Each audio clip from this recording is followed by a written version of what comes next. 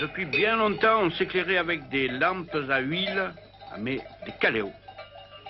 Dans le temps, on disait, faut mettre d'olio au lume. Dans la lampe, on mettait de l'huile végétale, bien sûr, de l'huile animale parfois, mais encore de l'huile de terre.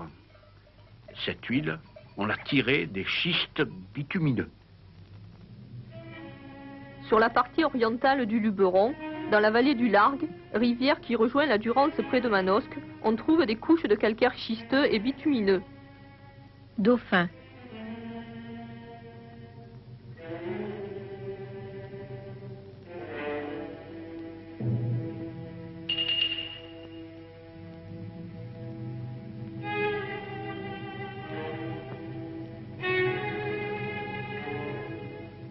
Cette pierre transpire une substance brune qui dégage une forte odeur de goudron.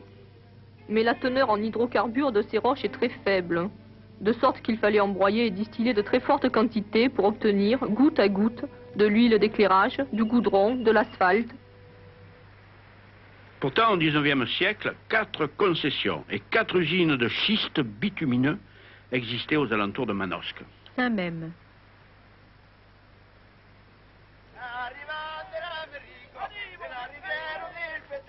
Mais l'importation du pétrole, découvert en abondance aux États-Unis, viendra ruiner le commerce peu rentable de l'huile de bitume. Ah, du pétrole, il n'y en a pas seulement au Texas ou dans les sables de l'Arabie. On dit que dans le sous-sol du Luberon reposeraient des poches de cette huile précieuse. En effet, des indices de la présence d'or noir sont nombreux. Des sondages ont été effectués du côté de Mirabeau et à Céreste. Pour le moment, ces recherches n'ont rien confirmé. En tout cas, du pétrole, je peux vous dire qu'il y en a des milliards de litres sous la terre, dans le vallon de Passaire, conservé dans le sel, comme le bon jambon d'autrefois. Ce n'est pas une plaisanterie. Il existe en effet dans le bassin de Manosque un gisement de sel accumulé au temps de la sédimentation. À quelques centaines de mètres de profondeur, repose un immense œuf compact de sel-gemme épais de 800 mètres. Compte tenu de l'imperméabilité absolue du sel, on eut l'idée d'y stocker sans danger, à frais réduits et en très grande quantité, du pétrole brut ou raffiné. On fera dans ce bloc de sel 36 cavités en forme de bouteilles gigantesques et souterraines. Voici comment on s'y est pris. Pour creuser dans le sel, il suffit d'avoir de l'eau.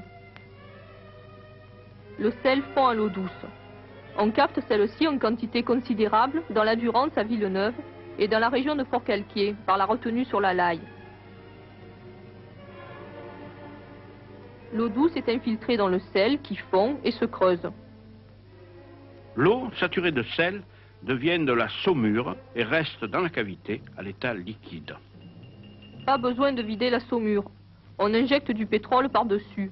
Les hydrocarbures ne se mélangent pas avec la saumure. Ils déplacent celle-ci, laquelle, siphonnée, remonte à la surface. Le pétrole arrive de Berre-l'Étang par un oléoduc de 98 km. Parfois, il se déverse directement des pétroliers ancrés au port de l'Aveyras. La saumure qui lui cède la place dans les cavités est conservée à la surface dans des bassins de rétention. On la réutilisera pour compléter les cavités quand on déstockera les hydrocarbures. Comme elle est saturée de sel, cette saumure n'agrandit pas les cavités. L'excédent est envoyé, toujours par oléoduc, à l'étang de Lavalduc, près de Martigues, où il est recyclé en produits dérivés du sel.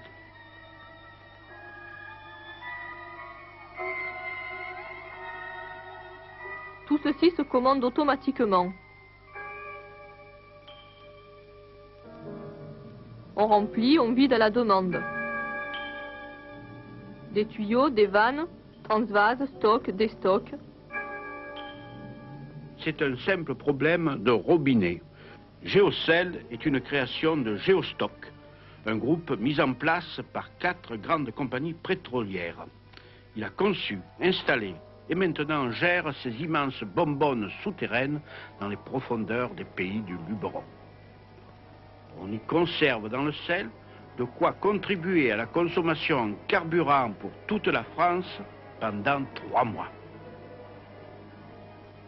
L'homme qui emporte l'évidence sur ses épaules garde le souvenir des vagues dans les entrepôts de sel. René Char, l'oracle du Grand Oranger.